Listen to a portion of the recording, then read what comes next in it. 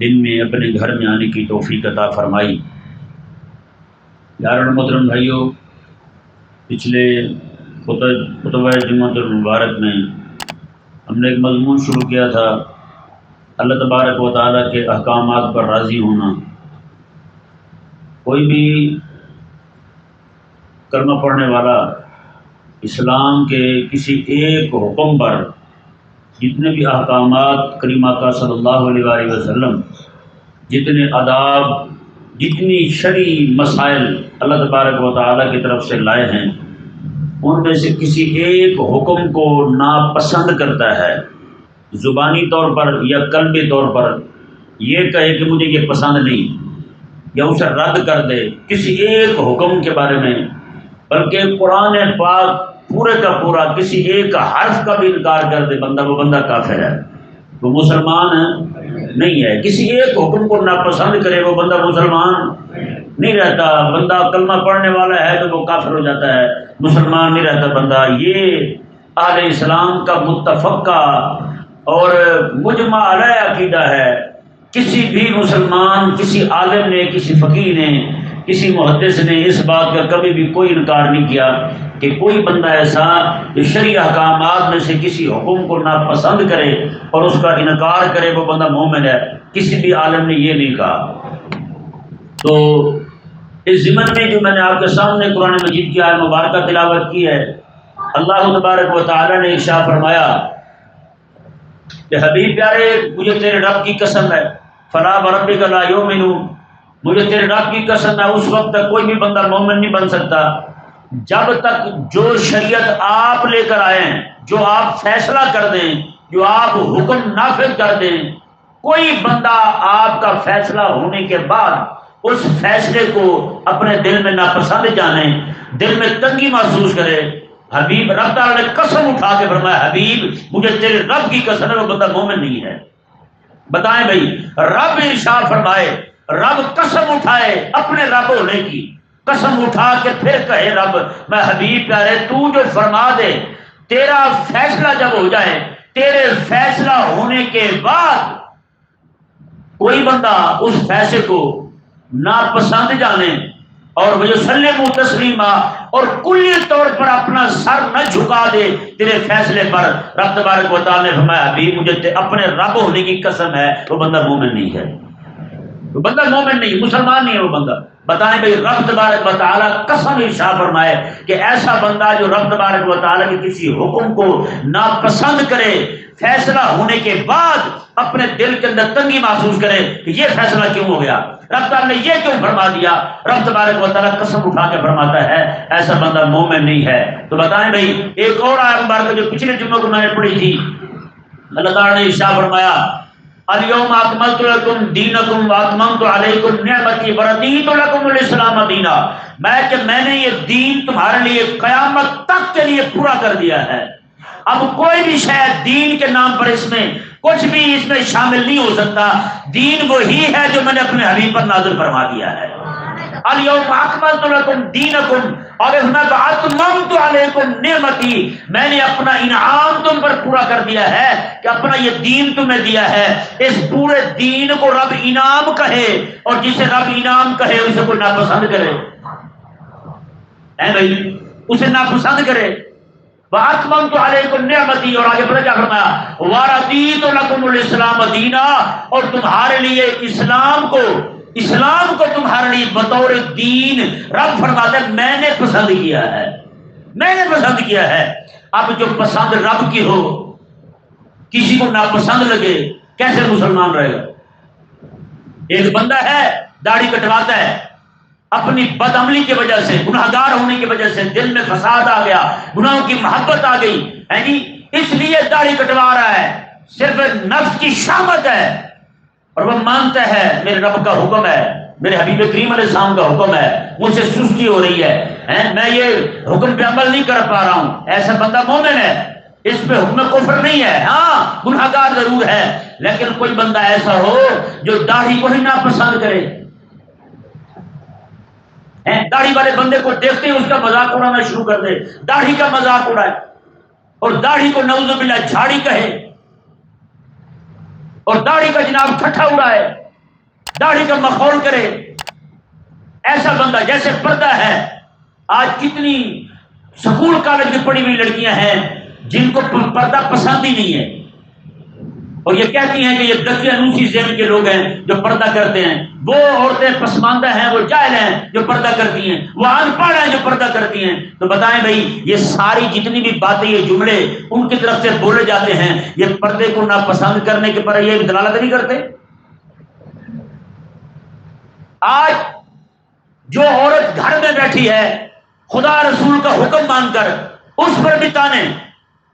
جو عورت make up کر کے لوگوں کے سامنے نہیں آتی اسے جاہلہ کہا جاتا ہے، ان پڑھ کہا جاتا ہے، دقیانوسی ذہن کا کہا جاتا ہے۔ اور جو لڑکی جناب اپنا آدھا لباس پہن کر لوگوں میں گھوم رہی ہو، ہر ایک کو جناب دیکھ رہی ہو، ہر ایک بندہ اسے تاڑ رہا ہو، اور وہ جناب پڑھی لکھی کر آ رہی ہو جس معاشرے کے اندر، تو بتائیں آپ ذرا خود اندازہ لگائیں یہ رب تبارک و تعالیٰ کے احکامات کو ناپسند کرنے والی بات ہے یا نہیں؟ یعنی جو رب کا حکم مان رہی ہے وہ ہو گئی جاہلہ، جو رب کی نافرمانی کر رہی ہے وہ پڑھی لکھی ہے، وہ تعلیم یافتہ ہے، وہ ایجوکیٹڈ ہے۔ کیوں گئی؟ یہاں تک نوبت کس نے پہنچائی کہ آج جس کو بھی آپ ہاتھ لگائیں وہ رب تبارک و تعالیٰ کے حکم کو ناپسند کر رہا ہے۔ ہمارے ہی ملک کے اندر جناب سود کا نظام، پورے ملک کے اندر سود کا نظام نافذ ہے، پورے ملک کے اندر ہر ایک بندہ خواہی نہ خواہی اس سود کے نظام میں جکڑا ہوا ہے۔ آج انہی یہود و نصارہ کی وجہ سے، یہ ان کے غلاموں کی وجہ سے پیسے لے لے کے یہ سارے ذلیل کھا گئے، اور آج ہم بھگت رہے ہیں۔ ان ذلیلوں نے ابھی جو چیزیں ان سے منوائی ہیں، سب سے پہلی چیز ہمارے خاندانی معاملات تباہ و برباد ہو گئے۔ یہاں ہمارے بزرگ بیٹھے ہیں، وہ ان کے نظام کو اچھی طریقے سے جانتے ہیں، کوئی دوست چاہے تو میں ان کے ساتھ ان کی ملاقات بھی کروا سکتا ہوں۔ آج جو فیصلہ عدالت سے ہوا ہے کہ عدت کے اندر بھی نکاح ہو سکتا ہے، عدت کے اندر رب کا حکم یہ ہے کہ عدت کے اندر نکاح حرام ہے، جب تک عدت پوری نہ ہو جائے، اختتام میں عدت نہ ہو جائے، تب تک اتمام میں عدت نہ ہو جائے تب تک نکاح حرام ہے۔ کوئی بندہ نکاح کرے عدت کے اندر اور اسے پتہ ہے کہ ابھی عورت کی عدت پوری نہیں ہوئی، ہمارے علماء کہتے ہیں سارے بندے نکاح میں شامل ہونے والے، نکاح پڑھنے والے، پڑھانے والے، گواہ بننے والے جو بھی لوگ آئے تھے سارے کے سارے ایمان سے فارغ ہو گئے۔ رب کی حرام کردہ شے کو انہوں نے حلال ٹھہرایا ہے، رب کے حرام کو حلال ٹھہرانے والا بندہ کافر ہو جاتا ہے۔ تو بتائیں بھائی، آج انہوں نے عدالت، جسے عدالت عالیہ کہتے ہیں، اس نے فیصلہ جاری کر دیا ہے، اور یہ باقاعدہ ٹیلی ویژن پر یہ فیصلہ بیان کیا گیا ہے، نشر کیا گیا ہے کہ حالت عدت میں نکاح ہو سکتا ہے اور کوئی گناہ والی بات بھی نہیں ہے۔ یہ IMF سے باقاعدہ معاہدہ ہوا ہے۔ خاندانی قوانین ہمارے اہل اسلام کے، بھئی پوری دنیا کے اندر آج ہندوؤں کو بھی اجازت ہے کہ وہ اپنا نکاح وہ پھیرے لگا کے اپنے بدھو کے پاس جا کے پھیرے لگاتے ہیں، ان کا نکاح ہوتا ہے۔ جیسے یہ تو ہمارے اسلام نے بھی ان کو مجبور نہیں کیا تھا، جب مسلمانوں کی حکومت تھی وہاں اتنا 1000 سال سے زیادہ عرصے تک حکومت ہماری رہی مسلمانوں کی، لیکن کسی نے مجبور نہیں کیا انہیں کہ تم یہاں یہ طریقہ چھوڑ دو۔ ان کو بیویوں کو چھوڑنے کا طریقہ انہی کے سپرد کیا گیا، جیسے تمہارا طریقہ ہے ویسے ہی کرو تم، لیکن ہمارے اسلام کے خلاف نہ بولنا۔ لیکن آج معاملہ کیا پیش آیا، مسلمانوں پر یہ اوپر انگریز کے اور یہود و نصارہ کے غلام اور ان کے نوکر چاکر، ان کے ماشیے جو ہیں، ان ذلیلوں نے ان کے ساتھ معاہدہ کیا ہے۔ انہوں نے کہا کہ خاندانی معاملات جو ہیں وہ سارے کے سارے درہم برہم کر دیے جائیں، جن کو شریعت جو ہے وہ ان پر لازم کرتی ہے کہ تم نے عدت کی حالت میں نکاح نہیں کرنا۔ تو بتائیں بھائی، پہلا فیصلہ آپ کے لاہور سے نافذ ہو چکا ہے کہ عدت کے اندر نکاح کر لیں، کچھ نہیں ہوتا۔ اور خلا کا جو طریقہ اسلام کا دیا ہوا ہے، قاضی کو کوئی خاتون تنگ ہے اپنے شوہر سے، شوہر بدتمیزی کرتا ہے، ہوتے ہیں کئی سارے، بدتمیزی کرتا ہے، عورت جا کے اپنے قاضی کے ہاں استدعا کرے، وہاں پہ جا کے دعویٰ دائر کرے، تو قاضی جو ہے اسے طلب کرے، اس کے شوہر کو وہاں بلائے، اور اب وہ اس کا خرچہ نہیں دینا چاہتا، اس کو سکھی نہیں رکھ سکتا، یا کوئی بھی معاملات ایسے پیش آ جاتے ہیں، تو قاضی جو ہے اسے کہے کہ پھر ٹھیک ہے خلا دے دو تم، وہ اپنی زبان ہی کہے کہ میں اسے چھوڑتا ہوں، ہاں جتنے پیسے مانگنا چاہے، جو بھی لینا چاہے وہ اسے لے لے، معقول ہوں، تو قاضی کہے ٹھیک ہے جی اتنی بات پر۔ لیکن آج کیا ہوتا ہے، کوئی بندہ جا کے کہتے، کوئی عورت جا کے کہتی ہے میں اپنے شوہر سے تنگ ہوں، قاضی کہتا ہے ٹھیک ہے میں نے خلا دے دیا، عورت جناب شوہر کو پتہ تک نہیں، اسے اطلاع تک نہیں ہونے دی جاتی، قاضی جو ہے، جج جو ہے وہ اسے فارغ کر دیتا ہے اس کے شوہر سے۔ بتائیں رب تبارک و تعالیٰ قرآن کریم میں ارشاد فرمائے بیادہ عقدۃ النکاح، مرد کے ہاتھ میں نکاح کی گرہ ہے، جس کے ساتھ نکاح ہوا تھا طلاق دینے کا حق بھی اسی کو ہے، وہی طلاق دے سکتا ہے۔ یہ کیسے ہو سکتا ہے زید کے ساتھ نکاح ہو اور بکر کھڑا ہو کے طلاق دے دے؟ بکر جناب سودا کرے کسی چیز کا اور کوئی اور آ کے اس سودے کو فسخ کر دے، ایسا کیسے ہو سکتا ہے؟ تو پیارے مسلم بھائیوں، یہ خاندانی نظام کو اور یہ باقاعدہ یہ فیصلے نافذ ہو رہے ہیں، آپ کے ملک پاکستان کے اندر عدالتوں سے یہ فیصلے جاری ہو رہے ہیں۔ کوئی نہیں، آپ اور میں جو سکون کے ساتھ بیٹھے ہوئے ہیں یہ آنے والے حالات بتائیں گے۔ یہ وہ آگ ہے جب کسی کی دہلیز تک نہیں پہنچے گی اسے اثر تک نہیں ہوگا، جب اس کی اپنی بہن بیٹی کے ساتھ یہ معاملہ پیش نہیں آئے گا تب تک کسی بندے کی آنکھیں کھلنے والی نہیں ہیں، تب تک مولوی بھی جاگنے والے نہیں ہیں، تب تک پیر بھی جاگنے والا نہیں ہے، تب تک ملا اور پیر نشائی بن کے بیٹھے ہوئے ہیں۔ میں حقیقت کہہ رہا ہوں، یہ فیصلہ نافذ کر دیا گیا ہے کہ خاندانی نظام یہ ایسے نہیں 8 مارچ کو جو کچھ ہو رہا، عورتیں جناب باہر جا کے، خواتین ہمارے ہی ملک کی اپنے آپ کو کلمہ پڑھنے والی، ان کے نام مسلمانوں والے، ان کے والدین مسلمان، لیکن وہ جو روڈوں پہ آ کے جناب ایسی باتیں کر رہی ہیں کہ نکاح کی کوئی ضرورت نہیں ہے، بغیر نکاح کے جہاں چاہے عورت بیٹھے اور لیٹے، وہاں سے اٹھے کپڑے جھاڑے اور چلی جائے وہاں سے۔ پیارے محترم بھائیو، یہ حالات ایسے نہیں بن رہے، آپ کو نہیں معلوم کہ آپ کے ساتھ کیا ہونے جا رہا ہے آنے والے دنوں کے اندر۔ آپ کے لیے میں قسم خدا کی کہتا ہوں مسلمان بن کے رہنا بھی مشکل ہو جائے گا۔ آج ویسے ہی آپ مسلمان صرف نماز ہی پڑھتا ہے، بس نماز پڑھ لی بس جب مسلمان ہے، بھائی نہیں، نہ ایسا بندہ مسلمان نہیں ہوتا، صرف نماز پڑھنے سے مسلمان نہیں ہو جاتا۔ جب تک بندہ دین پاک کے، دین اور شریعت کے تمام احکامات پر راضی نہ ہو جائے، تمام احکامات پر ایمان نہ لے آئے، تب تک بندہ مومن نہیں ہو سکتا۔ کیا پڑھتے ہیں ایمان میں؟ ایمان مجمل مفصل نہیں پڑھتے۔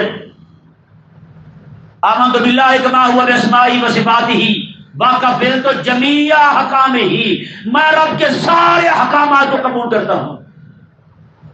وقبلت جمیع احکامہ، اقرار باللسان، زبان سے اقرار بھی کرتا ہوں، و تصدیق بالقلب، اور دل سے سچا بھی جانتا ہوں۔ یہ ایمان ہے بھائی۔ ہم نے بچوں کو رٹا دیا، آج بھی باپ خوش ہو رہا ہوتا ہے، کہیں جائے نا باپ پکڑ کے بیٹے کو کہتے میرے بیٹے کو روٹی کھانے کی دعا بھی آتی ہے۔ میں نے کہا صرف اسی پہ رہنا، کہتے نہیں پیدل خراج جانے کی بھی دعا بھی آتی ہے۔ میں نے کہا وہ کھا لیا اور ٹٹی کر لی، بس یہی کرنا ہے آپ نے بھی اور آپ کے بچوں نے بھی۔ میں نے کہا خدا کے لیے، دین پاک کے لیے، دین اور شریعت پر جو آج حملے ہو رہے ہیں، دین اور شریعت پر جو آنکھیں چل رہی ہیں، میں نے کہا اس کے لیے کس نے جاگنا ہے؟ آپ دیکھ لیں آنے والے دنوں میں آپ کے یہ جو اثاثہ جات جنہیں کہتے ہیں نا ایٹمی اثاثہ جات، یہ بھی بکنے جا رہے ہیں۔ ان انگریز کے غلاموں نے انہیں بھی بھیج دینا ہے۔ آپ کے پاس کچھ بھی رہنے والا نہیں ہے۔ آپ صرف اور صرف، میں کہتا ہوں قسم خدا کی، یہاں پہ خواہ مخواہ لگے پھرتے ہیں میں اور آپ، ہمارا تو کچھ ہے ہی نہیں۔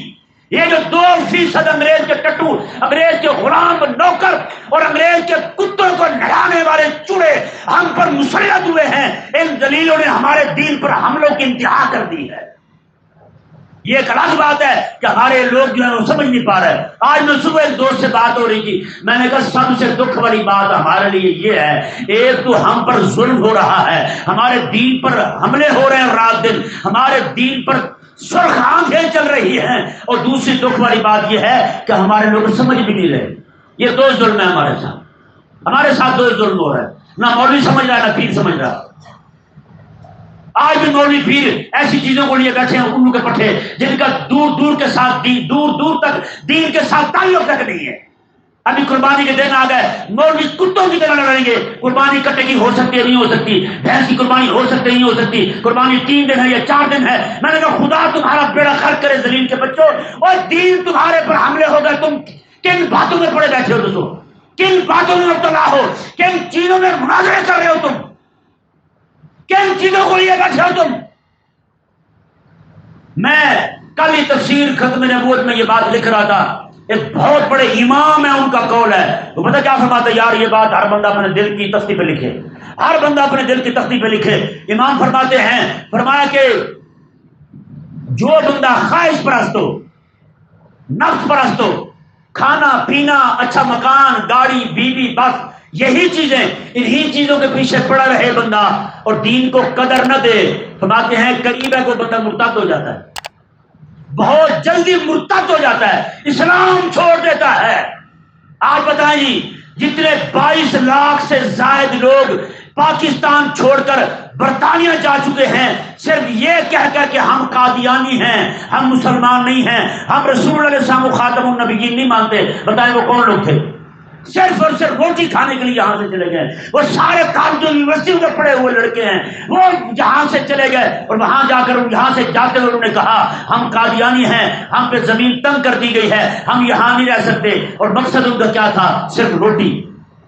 یہی روٹی بندے کو مرتد کر رہی ہے۔ آج ہمارے جو ملک کے حکمران ہیں، یہ 2% طبقہ اشراف جنہیں کہتے ہیں، یہ ذلیل لوگ صرف اور صرف اپنے 4 پیسوں کی خاطر رب تبارک و تعالیٰ کے دین پر حملے کر رہے ہیں۔ آج آپ ذرا غور کریں، پورے ملک پاکستان کے اندر آپ بھی دیکھ رہے ہیں، میں بھی دیکھ رہا ہوں، جو بھی بندہ دین کا نعرہ لے کر اٹھا ہے، انہوں نے بم برسائے نہیں برسائے اس پر، گولیاں چلائی نہیں چلائی انہوں نے اس پر۔ جس نے بندے نے بھی دین کی بات کی ہے، دین نافذ کیا جائے، سب کو اٹھا کے جناب جیلوں میں ڈال دیا ہے۔ آج پوری قوم کو IMF کا غلام بنا کے رکھ دیا ہے، آج یہودیوں کا غلام بنا کے رکھ دیا ہے۔ ابھی کل کی بات ہے، آپ جنہیں کہتے ہیں ہمارے مسلمان بھائی ہیں، متحدہ عرب امارات والے، کچھ دن پہلے انہوں نے وعدہ کیا تھا تل ابیب کے ساتھ، اسرائیل کے ساتھ۔ کل ان کی پہلی فلائٹ تل ابیب کے اندر اتری ہے، پہلی فلائٹ تل ابیب کے اندر، پوری جناب پورا جہاز بھرا ہوا تھا مسلمانوں کا، یہودیوں کے ملک کے اندر 1948-47 کے بعد پہلی فلائٹ کلمہ پڑھنے والوں کی وہاں جا اتری ہے۔ بتائیں بھائی، آج میں اور آپ کہاں کھڑے ہیں؟ ہم تو نعرے لگانے والے نا کافروں کے، ہم تو کافر نعرے لگانے والے بے دینوں کے، ہم تو نعرے لگانے والے ان ذلیلوں کے جو کافروں کے غلام ہیں۔ میں یہاں بیٹھے کہوں گی میں تو کافروں کو نہیں مانتا، میں یہود و نصارہ کو نہیں مانتا۔ میں نے کہا مانتے کسے؟ کہتے نواز شریف کو۔ میں نے کہا وہ تو اپنا امام مان چکے یہودیوں کو۔ کہتے میں تو مانتا ہوں جناب عمران خان کو۔ میں نے کہا وہ تو مانتا ہے، انہیں اپنا وڈیرا مانتا ہے، انہیں اپنا جناب نجات کی حمدہ مانتا ہے کافروں کو۔ کہتا میں تو جناب پیپل پارٹی کو ماننے والا ہوں۔ میں نے کہا پیپل پارٹی وہ ہے جو حصے اسمبلی کے اندر کہے 18 سال تک کوئی بندہ مسلمان نہیں ہو سکتا۔ بتائیں، خدا کے بندے، میں قسم خدا کی کہہ رہا ہوں، دکھ ہمیں اس بات کا ہے کہ یہ درد ہمارے مسلمانوں میں نہیں آ رہا۔ اور سب سے بڑی مسلمان کی قیمتی شاہ اس کا دین ہے، ایمان ہے۔ اگر ایمان اسلام کا درد ہی نہیں ہے اس کے اندر تو بتائیں وہ کون سا مسلمان ہے یار؟ کون سا کلمہ پڑا ہے اس بندے نے؟ آج کہتے ہیں جی الو کے پٹھے، ایک مولوی مجھے کہنے لگا جی اسلام کو کوئی خطرہ نہیں ہے، اسلام کو کوئی خطرہ نہیں ہے۔ میں نے کہا بتا یہودیت کی حکومت پوری دنیا پہ قائم ہے یا نہیں؟ بولو بھائی، قائم ہے؟ اسلام کی حکومت ہے کہیں؟ تو پھر خطرے میں کیا ہے؟ کہتے اسلام پھیل رہا ہے۔ میں نے کہا اسلام پھیل رہا ہے؟ کس نے کہا پھیل رہا ہے؟ کہتے کلمہ پڑھ رہے دیکھو۔ میں نے کہا تمہارے اپنے جنہیں مرتد ہو رہے ہیں وہ بھی تمہیں پتا ہے؟ علماء فرماتے ہیں میں پوری دنیا کے لوگوں کو کلمہ پڑھا دوں، مجھے یہ بات خوش نہیں کرتی، یہ بات میرے لیے دکھ والی ہے کہ میرے ہاتھ سے کوئی ایک بندہ اسلام چھوڑ جائے، میری وجہ سے کوئی بندہ اسلام چھوڑ جائے، یہ بات میرے لیے دکھ والی ہے۔ کہتا وہ اتنی بڑی خوشی نہیں، اتنا بڑا دکھ میرے لیے یہ ہے کہ ایک بندہ جس بندے کو میں گمراہ کر دوں، رب تبارک و تعالیٰ کے دین سے ہٹا دوں۔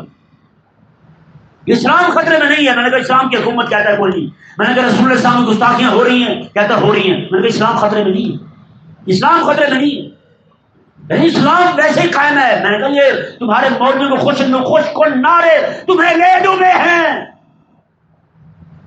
آج کلمہ پڑھنے والے 8 لاکھ سے زائد لڑکیاں صرف ہندوستان کی، جنہوں نے جناب باقاعدہ درخواستیں دی اور عدالتوں نے ان جونیئر کونسل ان کی جو ہے ان کے جہاں پہ نکاح فارم وہاں ان کے مطابق جمع ہوتے ہیں، 8 لاکھ کلمہ پڑھنے والی مسلمان عورتیں ہندوؤں کے ساتھ نکاح کر چکی ہیں، اور 3 لاکھ لڑکیوں کے نکاح انہوں نے درخواستیں دے رکھی ہیں عدالتوں کے اندر، ہم اپنا اسلام چھوڑ کے ہندو مذہب قبول کر کے فلاں ہندو لڑکے کے ساتھ نکاح کرنا چاہتی ہیں۔ حکومت اپنی سرپرستی میں، عدالت اپنی سرپرستی میں ہمارا نکاح ان کے ساتھ ہندو لڑکوں کے ساتھ کروا دے۔ کہتا اسلام تو کوئی خطرے میں نہیں ہے، اسلام کوئی خطرے میں نہیں ہے۔ میں نے کہا پورا عرب پورا عرب ان کے حکمران اس وقت اسرائیل کے سامنے سر ٹیک چکے ہیں، سجدہ کر چکے ہیں اسے. پوری دنیا IMF کے قصے میں جا چکی ہے، ان کے جناب وہاں گیری رکھ دی گئی ہے. پورا ملک پاکستان یہود اور نصارہ کا ایک ایک ٹکے کا غلام اور نوکر ہو چکا ہے. تمہارا پورا نظام سیاست، نظام معاشرت، نظام معاشرہ، ہر چیز جو ہے تمہاری ان کے ہاں گروی رکھ دی گئی ہے. کوئی بھی تمہارا کام یہاں پہ ان کے اشارے کے بغیر، ان کی مرضی کے بغیر نہیں ہو سکتا، چاہے وہ تمہارے دین کا، شریعت کا، سیاست کا، سماج کا، کسی بھی شے کا ہو.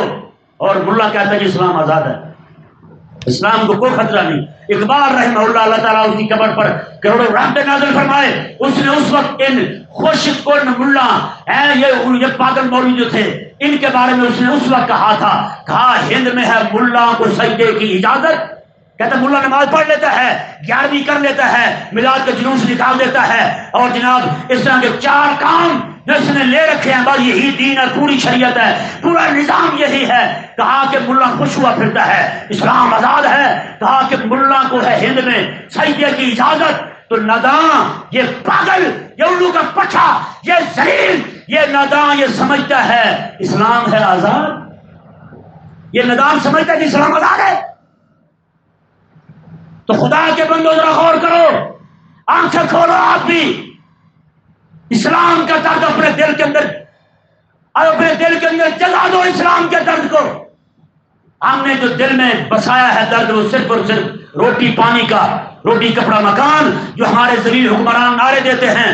بس جی سب سے پہلے پاکستان، نہ بھائی نہ، سب سے پہلے اسلام ہے، سب سے پہلے اسلام ہے، سب سے پہلے قرآن ہے، سب سے پہلے شریعت ہے. یہی تو وجہ ہے سب سے پہلے پاکستان نعرہ لگا کے پھر رب کی گستاخی ہو کوئی پکڑ نہیں، رسول اللہ کی گستاخی ہو کوئی پکڑ نہیں، دین کی گستاخی ہو، دین کے احکامات کی دھجیاں اڑائی جائیں کوئی جناب نہیں. آنے والے دنوں کے اندر جو انہوں نے معاہدہ کیا ہے ان کے ساتھ، آج یہ تو ہوتا ہے جو گستاخی کرے کم از کم اسے پکڑ کے پولیس کے حوالے کیا جاتا ہے، جیل ڈال دیا جاتا ہے.